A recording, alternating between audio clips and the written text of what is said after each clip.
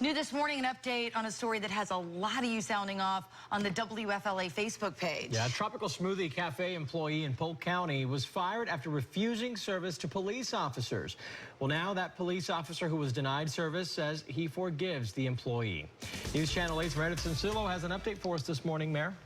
Well, you know, the whole story began and may be ending on Facebook. Sunday, Lake Alfred police officer Adam Leatherberry posted on Facebook that he and another uniformed officer were refused service at Tropical Smoothie. They left and contacted a manager.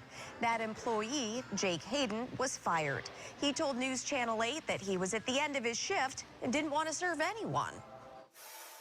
I shouldn't have said anything, you know, knowing what's going on in our country right now with cops and everything going on. I understand completely why it's so big and gone viral so fast, but it was all just a big misunderstanding.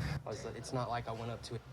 So last night, Officer Leatherberry posted this follow-up on the Tropical Smoothie Cafe Facebook page. He says, in part, I would like to thank Tropical Smoothie for taking the appropriate action. I do believe this is an isolated incident. I'm not sure what the gentleman's problem was with law enforcement or his past history of encounters, but I forgive him too.